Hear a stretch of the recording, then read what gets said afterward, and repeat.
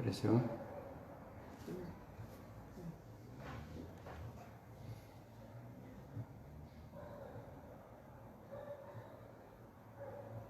Não, apareceu não. Boa noite a todos. Mais uma vez estamos aqui reunidos para um estudo na casa de irmã Sheila, e que esta noite nós possamos, pelo tema do dia de hoje, que nós possamos pedir aos mentores da casa, a Jesus, a Maria Santíssima e a nossa benfeitora, que tanto trabalhou este tema, Senhora Dona Ivone do Amaral Pereira, que possa trazer para nós a tranquilidade, a harmonia, e que nós possamos colocar de maneira clara, baseado na doutrina espírita, o conteúdo do estudo da noite. O tema do estudo da noite que foi proposto para nós é: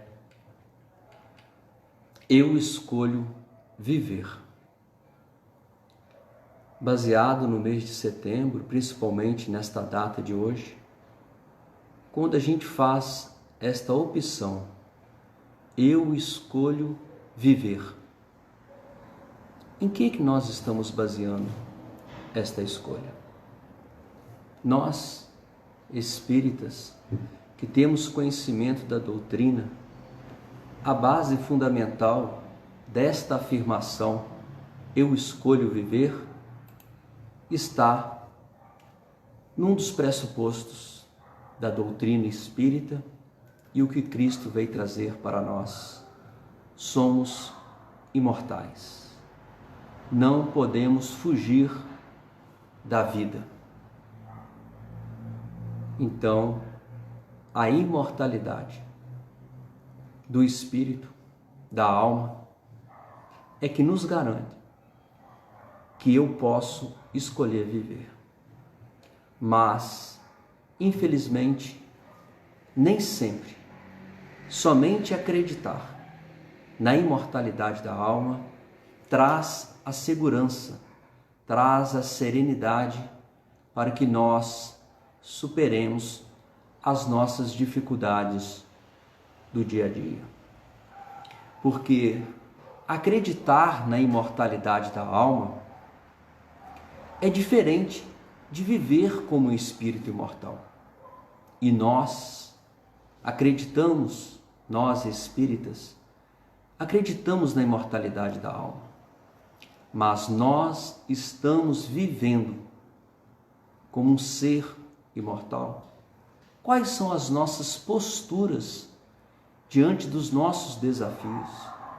As nossas posturas, elas são contingentes de um espírito imortal ou ainda de espíritos que acreditam na imortalidade da alma, mas que ainda não conseguem viver como um ser imortal? Então, o que eu trago para o nosso estudo da noite, quando a gente vai falar sobre a valorização da vida, sobre a prevenção ao suicídio?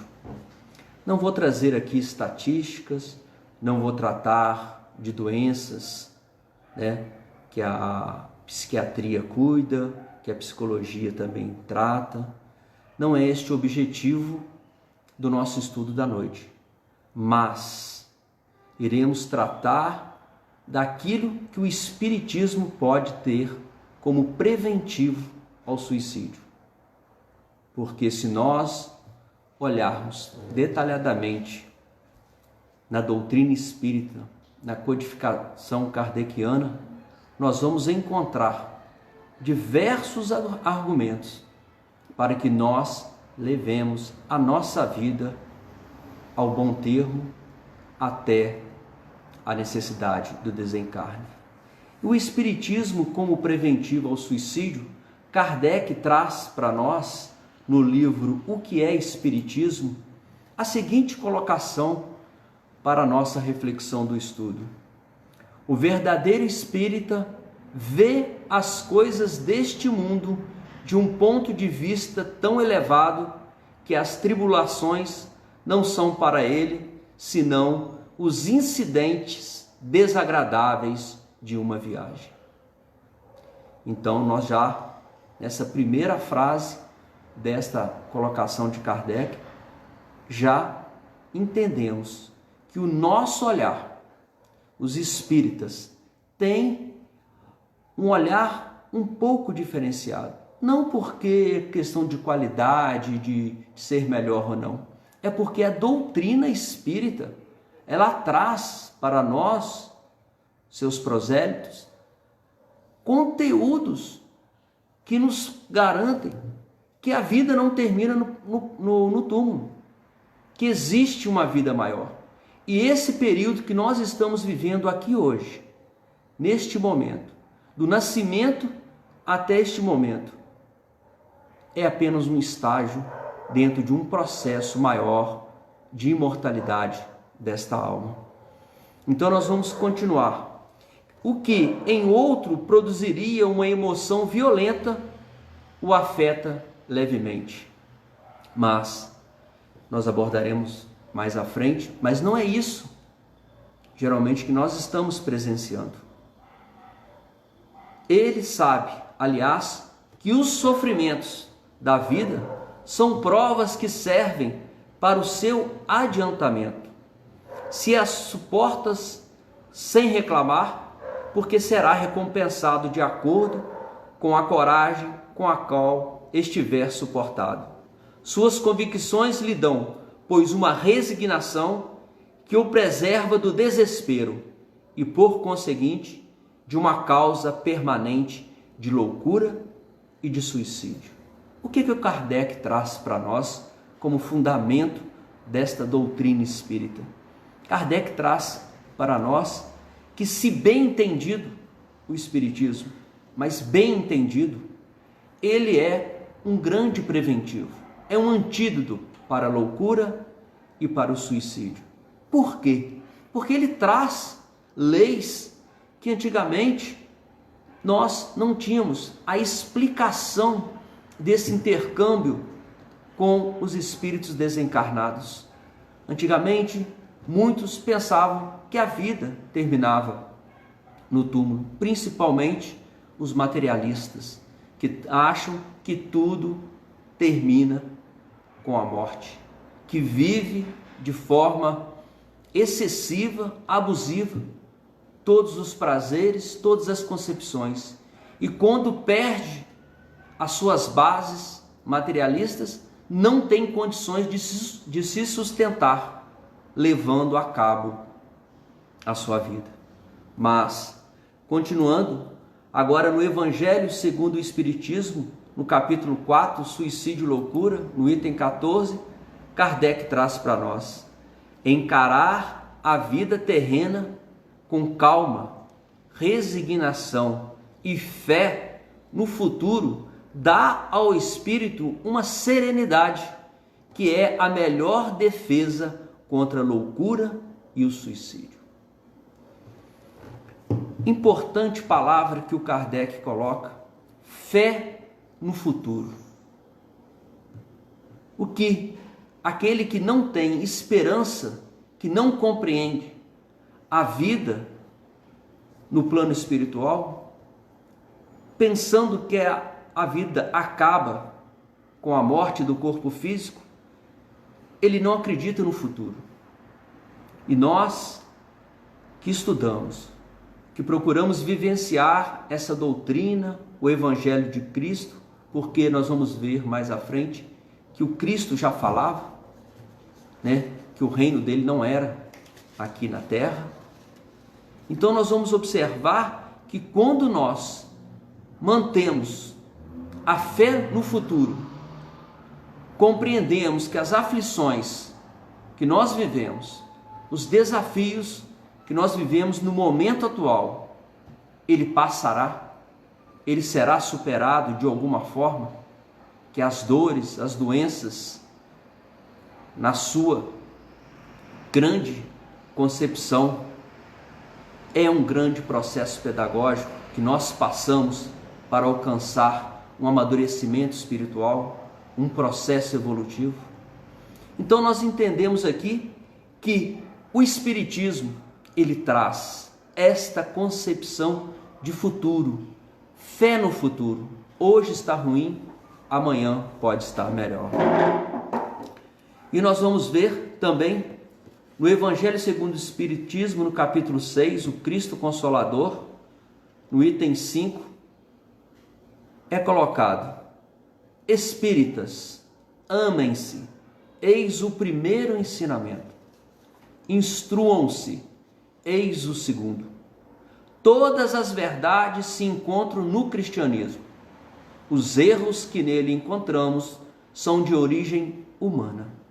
Do além-túmulo, que muitos acreditam vazio, vozes gritam: irmãos, a morte não existe. Jesus é o vencedor do mal. Sejam vocês os vencedores da incredulidade. Então, quais são esses ensinamentos aqui, nessa passagem do Cristo Consolador no Evangelho segundo o Espiritismo? A questão do amor, que nós necessitamos de ter uma âncora, e esta âncora está na filosofia do Cristo, na lei de Deus, que é a questão do amor. Mas ele traz para nós a questão de nos instruirmos, trazer conhecimento, buscar fonte de conhecimento, o que nós estamos fazendo aqui neste momento.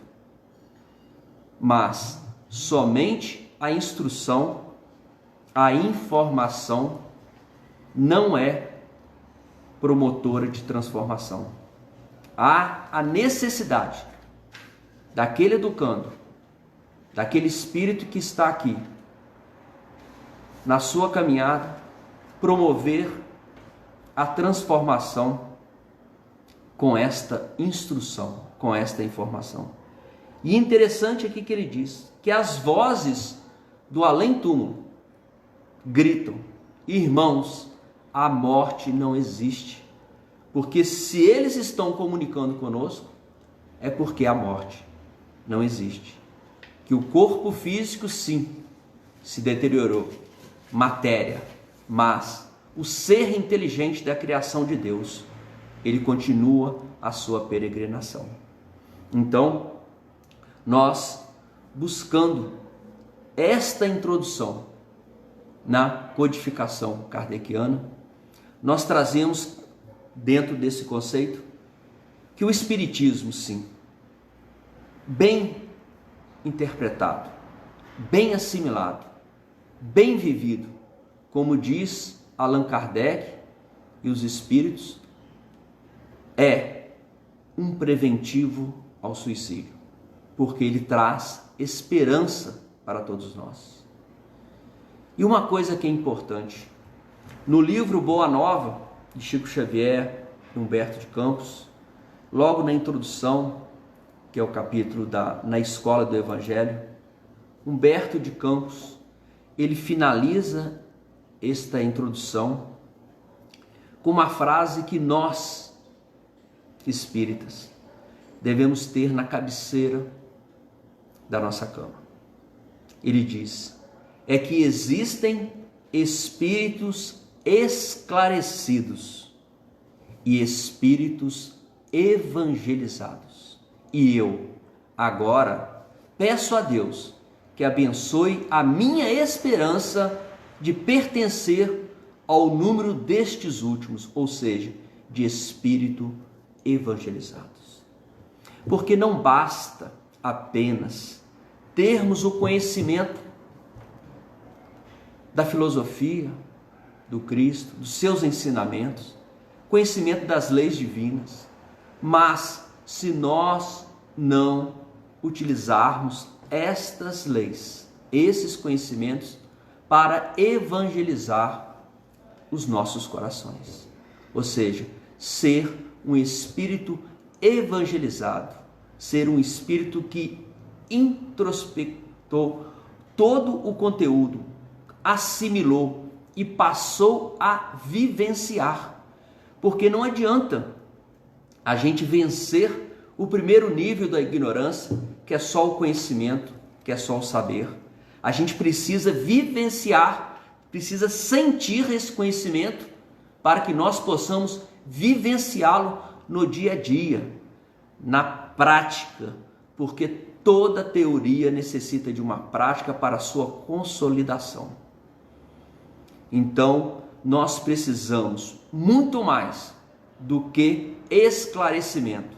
Precisamos fazer do esclarecimento, do conhecimento, processos de evangelização, para que quando a prova vier, estamos em condições de fazer a prova e ser aprovado.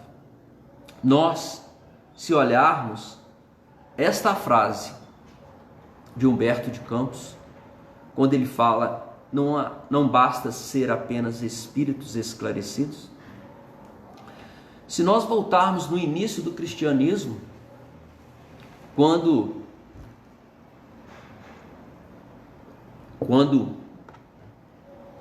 Judas,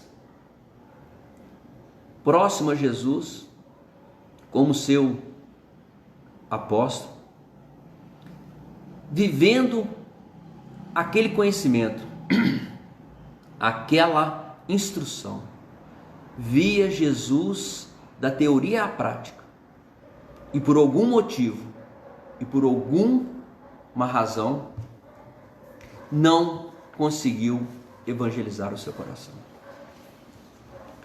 E naquele início do nascimento do cristianismo, nós vamos ver que deparamos com um ato de suicídio, um ato de autoextermínio. Por quê? Vivenciar o conhecimento, vivenciar a teoria é diferente simplesmente de lermos e ver o outro fazer. Então nós também, há pouco tempo, cerca de um ano, também perdemos um amigo tão querido, estudioso, trabalhador da doutrina, das nossas casas que frequentamos, mas infelizmente não conseguiu evangelizar o coração para chegar a um ponto de suportar e vencer esses desafios. Muito conhecedor, e não é só esse exemplo que eu cito, mas diversos outros exemplos, se procurarmos na literatura, entendemos que tem muito espírita que sabe citar versículo da Bíblia, o capítulo, cita autores, cita até o rodapé da página. Muito esclarecido, muito desenvolvido da parte cognitiva, da inteligência, mas ainda não é e não foi, e não está em condições ainda de evangelizar o coração. E é isso que é importante nesse estudo da noite, que o Espiritismo, que as religiões, elas trazem um suporte para todos aqueles espíritos que estão nesta jornada. Mas não basta apenas o conhecimento, frequentar uma casa espírita, um templo, simplesmente para cumprir uma obrigação, mas sim ter a necessidade de buscar, vivenciar aquilo que é colocado nos ensinamentos. E nós vamos ver, para que a gente tenha uma noção de como o Espiritismo pode ser um preventivo ao suicídio, nós trabalharemos aqui sobre a vida futura, o mundo espiritual que existe. Se existe uma vida futura, nós vamos ter que entender que se nós não morremos com o corpo, nós somos imortais. Mas dentro desta imortalidade, nós temos uma individualidade. E esta individualidade leva para o pós-túmulo responsabilidades. E essas responsabilidades, elas vão estar diretamente relacionadas com duas leis que nós conhecemos e o Espiritismo tem como base, que é a lei de causa e efeito, a lei de justiça, e nós temos a lei da reencarnação, que são as pluralidades das existências. Não dá para a gente entender o Espiritismo como um preventivo se nós não conseguirmos entender esse triângulo da imortalidade com a individualidade, lei de causa e efeito e as reencarnações. Porque isso faz todo o sentido de complementar o que é a proposta da doutrina espírita. Essa consolação, o Consolador, quando Cristo mesmo anunciou que mandaria o seu Consolador, mandaria o Paracleto, porque ele já entendia que tudo que a gente vivencia hoje, nós ainda teríamos muitas dificuldades, e naquele momento, aqueles que lá estavam não tinham condições de entender. Então nós vamos ver que no livro Evolução em Dois Mundos é colocado para nós que o homem não está sentenciado ao pó da terra e que da imobilidade do sepulcro se reerguerá para o movimento triunfante, transportando consigo o céu ou o inferno que plasmou em si mesmo. Ou seja, a responsabilidade. O espírito encarnado, ele é responsável e ele vai levar dentro da sua individualidade para o plano espiritual as consequências de seus atos, bons ou atos equivocados. E nós podemos ver no livro Memórias de um Suicida, de Ivone Pereira do Amaral, o espírito Epaminondas, no capítulo que ele trata o homem, conhece-te a ti mesmo, na página 434, ele traz uma colocação muito importante, que o Espiritismo nos ajuda nesse conceito, que ele diz: nenhuma tentativa para o reerguimento moral será eficiente se continuarmos presos à ignorância de nós mesmos. Será indispensável, primeiramente, averiguarmos quem somos, de onde viemos e para onde iremos, a fim de que nos convençamos do valor da nossa própria personalidade e a sua elevação moral, nos dediquemos, devotando a nós próprios toda a consideração e o máximo apreço. E é isso que a doutrina espírita traz para nós. Quem somos? De onde viemos? Para onde iremos? Coisa que a questão da filosofia materialista não traz, mas o Espiritismo traz para nós, porque nós já conseguimos entender toda esta dinâmica baseado nessas leis que eu coloquei anteriormente. E o Alírio de Cerqueira Filho, no livro Suicídio, Falsa Solução, no capítulo 2, ele coloca, no capítulo 2, a vida, convite ao aprendizado, ele diz o seguinte: ao nos conhecer, vamos perceber as limitações que trazemos e a partir do conhecimento da verdade universal, nós somos convidados a superar essa vida mais subconsciente, libertando-nos de uma vez por todas das causas da depressão, das causas do suicídio, enfim, das causas de todas as doenças existenciais que fazem com que tenhamos um movimento de viver de forma contrária à vida, para assumirmos o compromisso de ir ao encontro da essência da vida.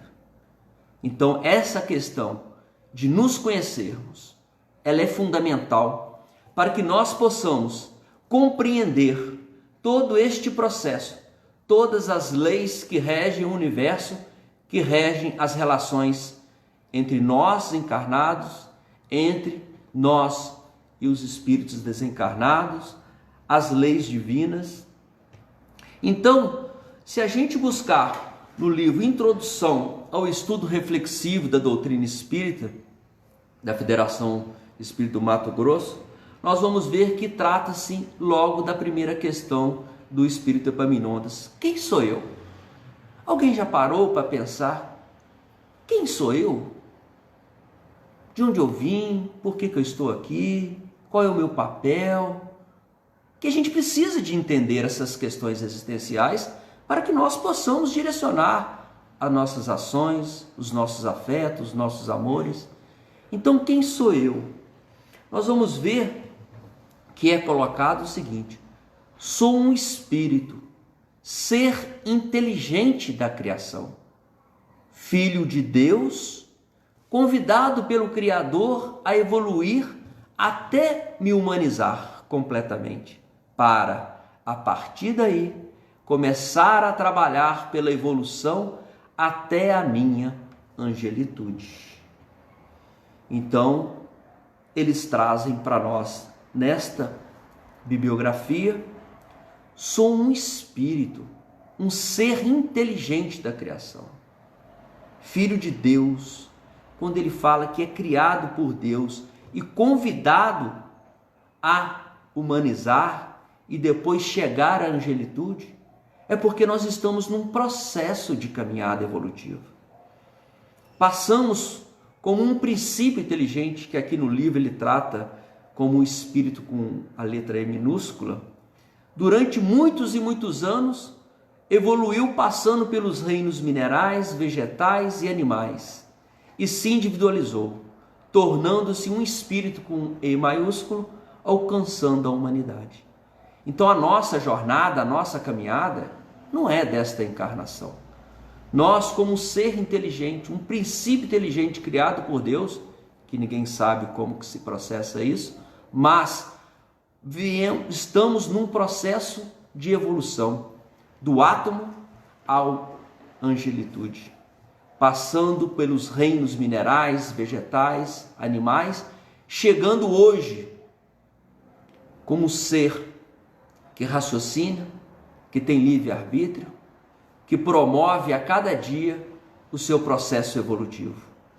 Então, nós já sabemos quem somos e de onde viemos. Nós não nascemos através da cegonha que passou e jogou um bebê, especificamente lá na chaminé, mas estamos num processo evolutivo. Quem quiser estudar um pouco mais sobre isso, Evolução em Dois Mundos, do André Luiz, pode e traz justamente todo este processo, dessa caminhada toda nossa. Então, quem eu sou? Eu já sei que eu sou um espírito. Eu não sou essa matéria que está aqui. Isso vai ficar por aqui daqui a uns tempos. Mas eu sou um espírito, um ser inteligente da criação. Que este universo, ele me pertence. Nós, espíritos encarnados na Terra, nós temos que assumir a nossa cidadania universal. Porque tudo que está neste universo, que hoje os telescópios, tudo isto que hoje nós temos condições de entender, isso é criado por Deus, nosso Pai. E nós somos seu herdeiro. E nós temos que nos habilitar a sair deste corpo pesado, desse perispírito ainda muito denso, grosseiro, para que nós possamos atingir outros espaços, outras dimensões. E nós vamos ver que, para fins didáticos, dentro desse conhecimento de quem eu sou, nós podemos ver na bibliografia espírita uma divisão, que tem muito outras subdivisões, mas dentro de um contexto para nosso estudo, que nós, hoje, olhando para nós somos o corpo físico, um corpo perispiritual, astral, que é um corpo de um material quintessenciado, que nós temos o espírito. Então, hoje, quando a gente olha no espelho, nós temos a junção de 3 níveis. O espírito, que no livro dos Espíritos, na questão 76, ele coloca o ser inteligente da criação, ou seja, a inteligência que coordena esta fala, esse raciocínio, é esse espírito. O perispírito que nós encarnado, ele ajuda nessa concepção do espírito ao corpo mais bruto, né? Que o perispírito é uma substância vaporosa que envolve o espírito, principalmente quando ele está desencarnado. E o corpo, ele não passa, isso está na Gênesis, no capítulo 21, no item 14, não passa de um envoltório destinado a receber o espírito. Então, por que isso é importante a gente saber? Porque quando alguém desencarna, ou quando alguém comete um suicídio, a única coisa que ele tem condição de aniquilar é esse corpo físico, que recebe o espírito, a inteligência e esse perispírito que faz esta ligação. Claro que o perispírito tem outras 1000 funções, características que aqui não é o caso da gente falar. Mas são essas junções dessas 3 dimensões que forma hoje um ser encarnado. E quando nós desencarnamos ou quando cometemos um suicídio, o que acontece? Somente este corpo físico vai ser aniquilado.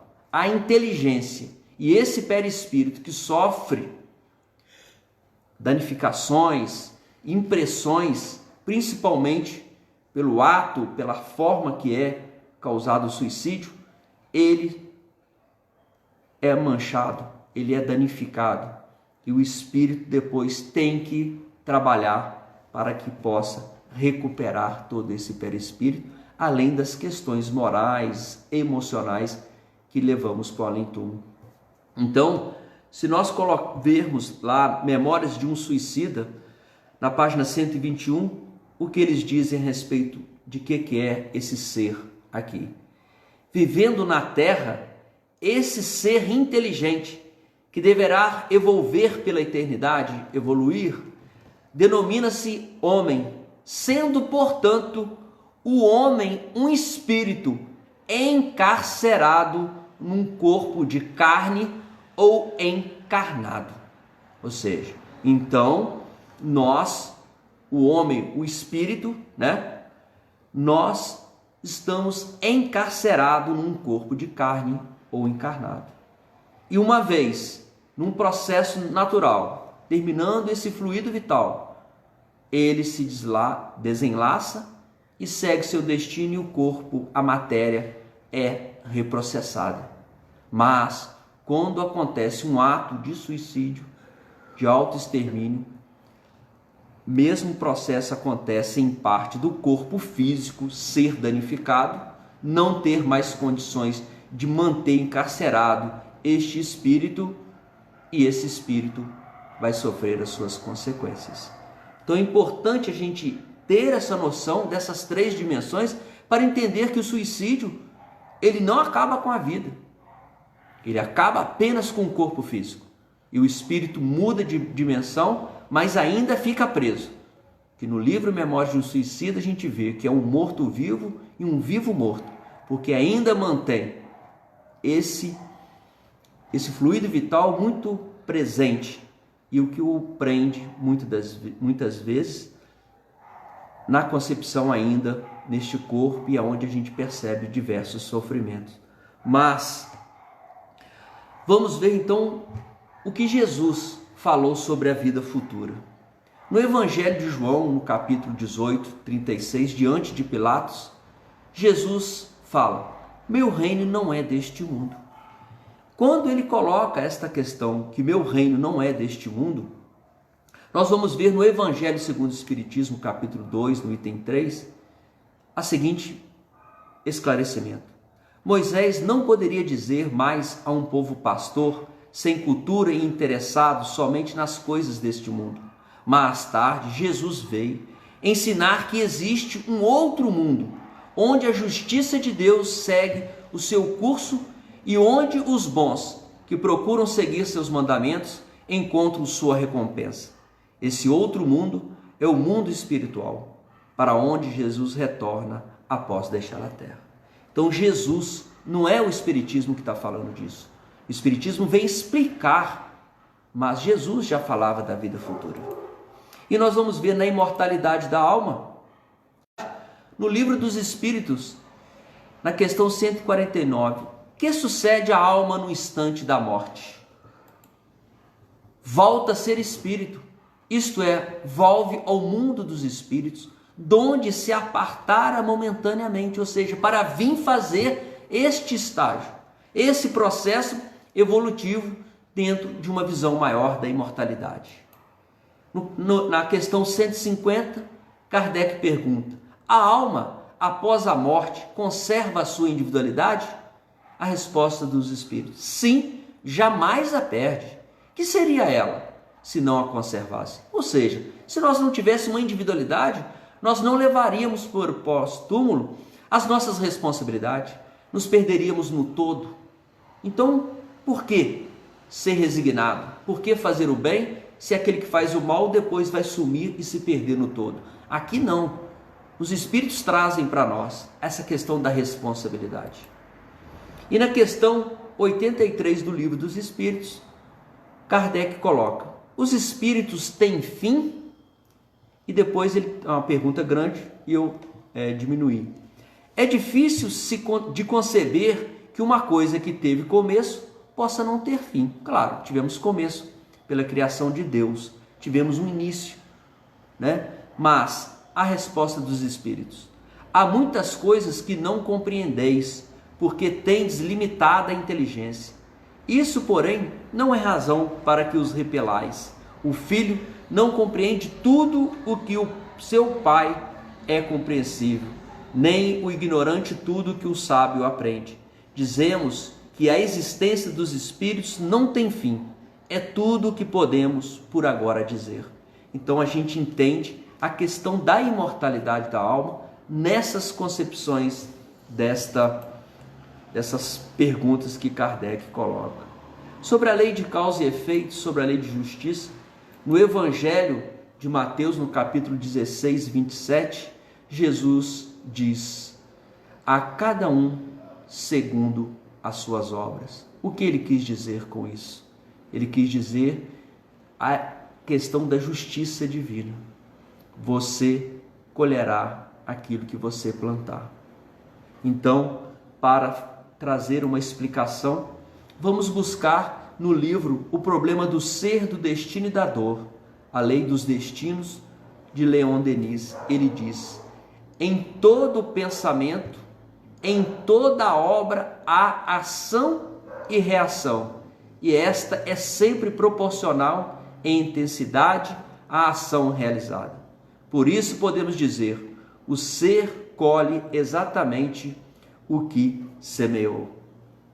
Então, essa lei de ação e reação, nós podemos ver que Leon Denis, nesta obra que ele fala sobre o problema do ser, do destino e da dor, ele trabalha justamente isso. Nós fazemos o nosso destino. Nós iremos colher de acordo com o nosso plantio. E Jesus já trazia isso, a cada um segundo as suas obras. E mais à frente, no livro do Alírio Cerqueira Filho, Suicídio, Falsa Solução, na página 30, ele cita um outro livro, que é A Regressão a Vidas Passadas como um método de cura, a comprovação experimental da teoria da reencarnação. E o seu autor fala, sem ser espírita, que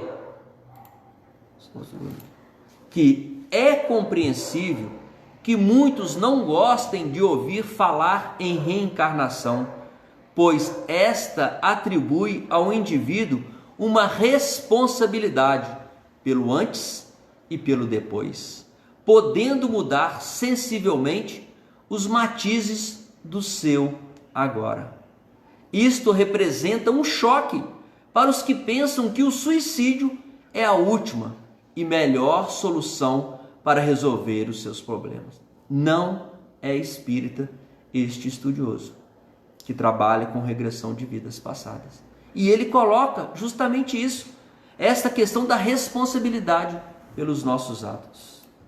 E nós vamos ver que na lei de reencarnação, da pluralidade das vidas, no encontro de Jesus com Nicodemos, um fariseu que procura Jesus para ter esclarecimento, e no Evangelho de João, capítulo 3, versículo 3, Jesus diz a ele: em verdade te digo, quem não nascer de novo não poderá ver o reino de Deus. E mais uma vez nós buscamos Leon Denis, que é considerado filósofo do Espiritismo, no mesmo livro, O Problema do Ser, do Destino e da Dor, mas no capítulo 13, As Vidas Sucessivas, a Reencarnação e Suas Leis. Ele diz: a lei dos renascimentos explica e completa o princípio da imortalidade. A evolução do ser indica um plano e um fim. Esse fim, que é a perfeição, o nosso processo do átomo à angelitude, esse fim, que é a perfeição, não pode realizar-se em uma existência só, para mais longa que seja. Devemos ver na pluralidade das vidas da alma a condição necessária de sua educação e de seus progressos. E ele continua: a reencarnação afirmada pelas vozes de além-túmulo é a única forma racional, porque se pode admitir a reparação das faltas cometidas, lei de causa e efeito, e a evolução gradual dos seres, esse processo, a missão que Deus nos deu, chegar à perfeição e à felicidade relativa. Sem ela, não se vê sanção moral satisfatória e completa. Não há possibilidade de conceber a existência de um ser que governe o universo sem justiça. E é nesses momentos, quando a gente vê que a justiça de Deus, que essa justiça está em pleno funcionamento, entramos em desespero. Porque não reforçamos os atributos de Deus, soberanamente bom e justo e caridoso, que não tem preferência de um filho para com o outro. Se existe uma lei de causa e efeito, se existe um processo de reencarnação para o seu aperfeiçoamento e acertos que devem ser feitos, existe uma causa anterior ao sofrimento de hoje. Pode ser uma causa, suas aflições ser uma causa anteriores à reencarnação, como pode ser da encarnação atual. Porque as dores, as doenças, elas não são causas, elas são efeitos de causas anteriores. Por que Deus seria tão injusto de, na mesma família, ter alguém doente, com dificuldades, e ter um outro sadio, desenvolvendo toda a sua vida normalmente? Que concepção de Deus seria esse? Por isso que, para entender a doutrina espírita, nós temos que ler a Gênesis logo no capítulo 1, quando a gente estuda, no capítulo 2, quer dizer, estuda a Deus, o que é Deus, os seus atributos, porque sem essa concepção fica difícil da gente ter fé no futuro, compreender o momento atual diante dessas leis que nós estamos trabalhando. Então nós vamos entender e perceber dentro deste estudo que, sem compreender esses pressupostos da doutrina espírita, imortalidade da alma, vida futura, lei de causa e efeito, ação e reação, reencarnação, sem nós entendermos quem é Deus, que Pai é esse, a doutrina espírita não tem sentido dentro desse como preventivo do suicídio. Mas, se nós entendermos a doutrina espírita como preventivo do suicídio, nós temos que evangelizar o coração, como diz Humberto de Campos. Porque não basta ficar somente na teoria. E nós já sabemos que a questão de pôr fim à vida não é uma coisa de agora. Se a gente for ver na lei de Deus, no decálogo que Moisés recebe, um dos mandamentos é: não matarás. Não matarás o seu próximo, mas também a si. Que finalidade teria de você não matar somente o próximo? Dentro de um processo maior da lei divina, esse não matarás, ele está incluído o suicídio, que já estava com Moisés naquele momento.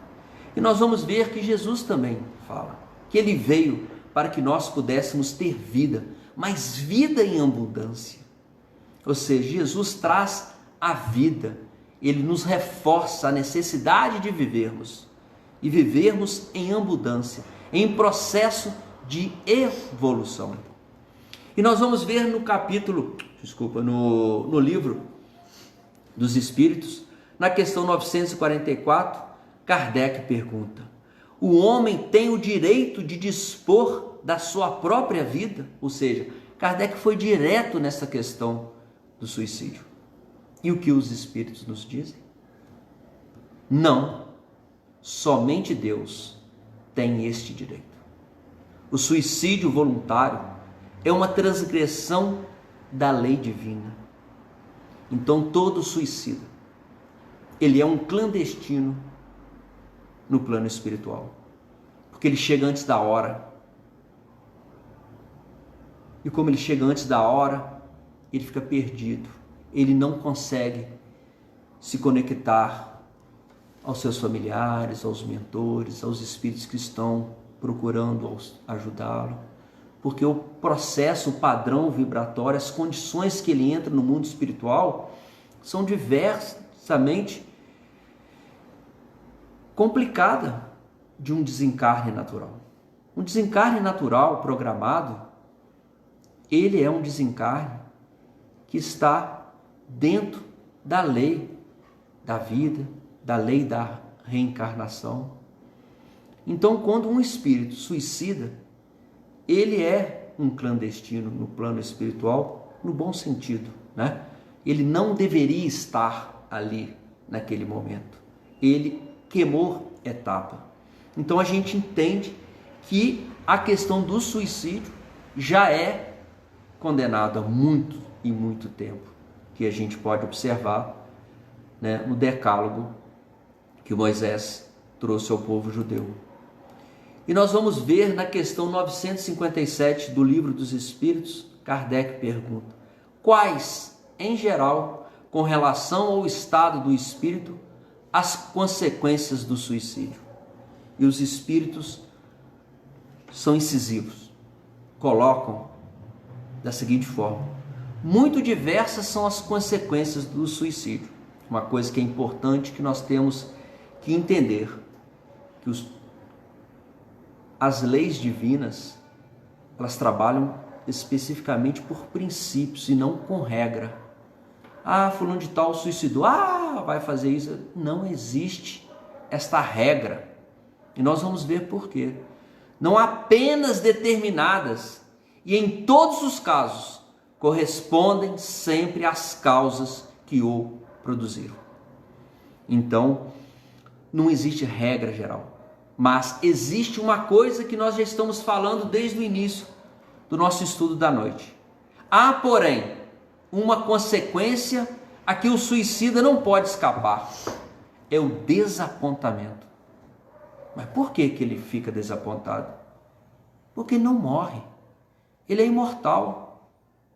Esse é o desapontamento.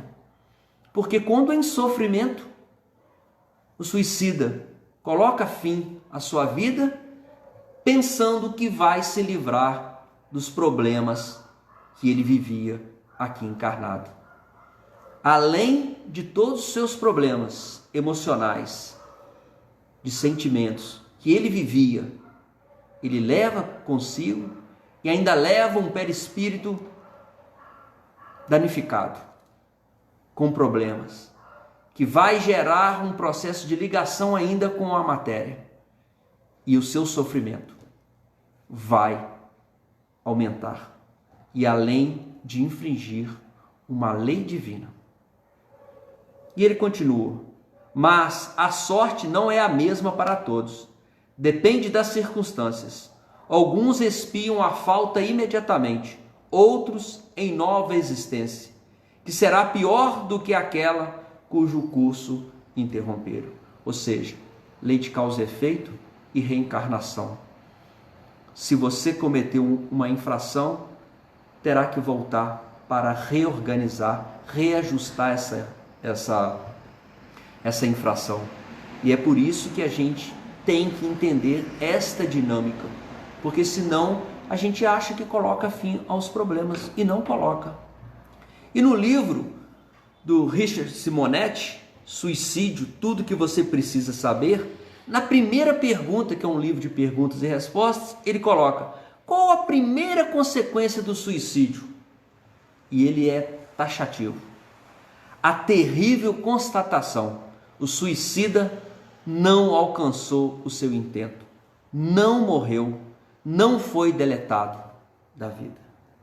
Então, neste livro, a gente tem uma série de perguntas e respostas, mas a primeira, que é o primeiro momento do suicida, quando ele deixa o seu corpo, ele constata que a vida não acabou, que ele está vivo, que ele está, inclusive, presenciando o sofrimento daquelas pessoas que ele amava pela sua partida de forma intempestiva.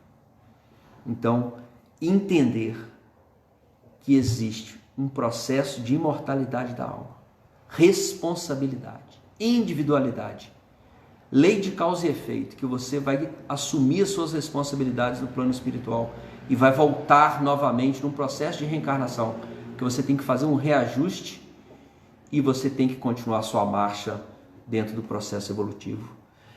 Por isso que Joana, no livro Liberta-te do Mal, de Valdo Pereira Franco, nós temos que assimilar a nossa identidade imortal. E ela diz: quando a crença na imortalidade do espírito é legítima, ocorre uma profunda mudança no indivíduo, que se ilumina pelo conhecimento libertador. Tudo quanto antes se afigurava de maneira imediatista ou se fazia portador de um significado psicológico mais superficial, altera os seus conteúdos para se agigantar em sentido existencial profundo, que tem a ver com a perenidade do ser e todos os efeitos do seu comportamento. Então, Joana diz: quando nós assumimos essa identidade mortal, nós temos a concepção da nossa responsabilidade e que o ato suicida não levará a nenhum alívio, pelo contrário, trará bastante amarguras nesta jornada do processo evolutivo. E eu gostaria de encerrar esse nosso estudo falando sobre a vida não tem preço, mas eu vou falar, na realidade eu vou ler uma carta psicografada dia 2 de setembro de 2020 no ID, e está no site do Cartas Espíritas Juiz de Fora, blogspot.com, que me foi passado pelo nosso amigo Marcos, que trabalha com esta missão, né, dessas cartas psicografadas. E aqui eu vou ler o que um espírito suicida traz como mensagem para nós. E ele inicia a carta assim: a vida não tem preço. Amados irmãos, que a paz do Cristo nos abençoe hoje e sempre. Quanto vale uma vida? Alguns de vocês podem neste momento ficar horrorizados com esta pergunta, mas pense e reflitam sobre ela. Para uns, com toda certeza do mundo, dirão que não tem preço. Outros, a vida não vale nada. Outros pagariam milhões para salvá-las, e outros tantos, por qualquer punhado de moedas, a atirariam. Vejam, meus amigos, para tudo há um ponto de vista, um valor, não só monetário, mas um valor moral. O Criador nos deu a vida com a única condição de sermos melhores a cada dia, nos deu também a oportunidade e a liberdade de gerenciá-la de acordo com o nosso livre-arbítrio. Simples assim. Nós, os homens, de posse desta vida, é que passamos a dar a ela o valor que acreditamos ser melhor.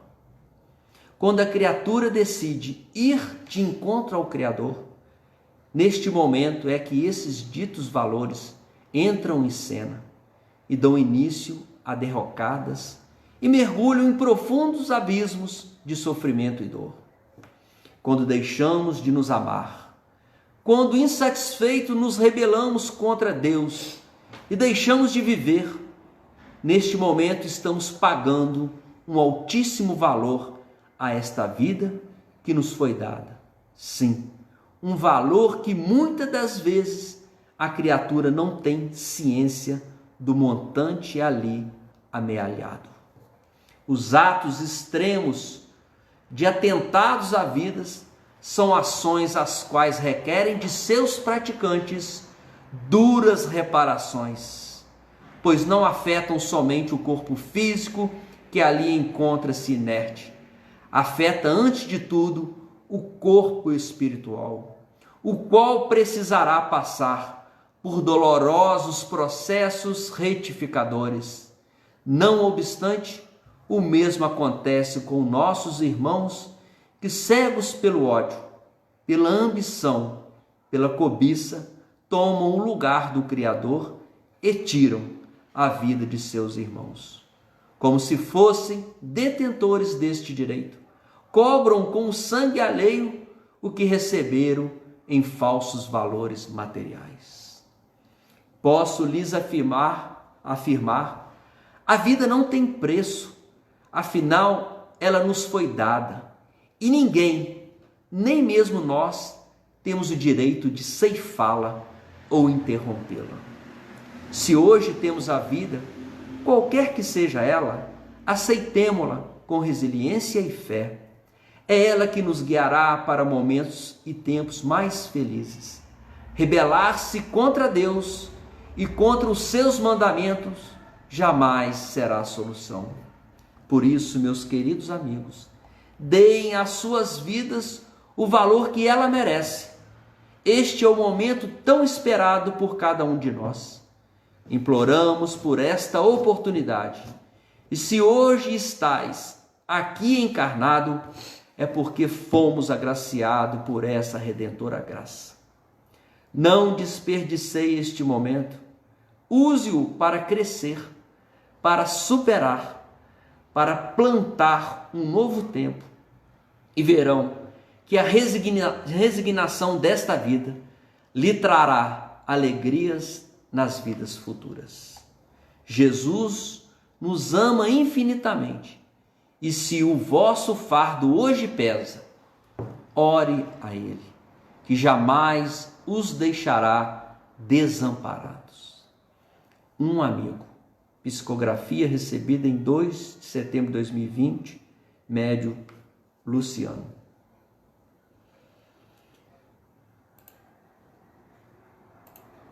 Então, nós podemos observar na profundidade de uma comunicação de um espírito que foi um espírito que suicidou. E hoje, onde quer que ele está, ele dá valor a esta vida e nos alerta que aquele que comete esse desatino terá que fazer as suas reparações, que são dolorosas. Por isso, neste momento, rogamos a Maria Santíssima, que é a veneranda que cuida de um instituto no plano espiritual, aonde os nossos irmãos suicidas, quando chega o determinado momento, é recolhido e é tratado e é cuidado. Nós que temos amigos parentes, conhecidos. A única formação.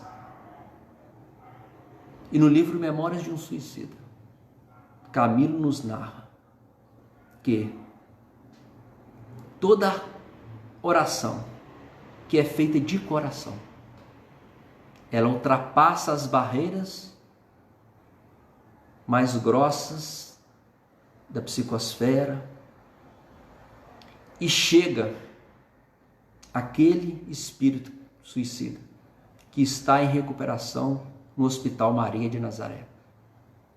E esse espírito vê através de um painel, de uma tela, aquele espírito encarnado que está rezando por ele. E essas orações são bálsamos que eles recebem neste processo de recuperação e preparação para uma nova reencarnação. Que nós possamos ficar em paz neste momento e agradecer a Deus esta oportunidade e agradecer sempre o bom exemplo da senhora Dona Ivone do Amaral Pereira, que sempre trouxe para nós, na sua última reencarnação, a superação, a dedicação a esta causa, e hoje trabalha no Hospital Maria de Nazaré, auxiliando esses trabalhos tão importantes. Que Jesus nos abençoe, que a paz do Senhor esteja com todos nós. Que assim seja.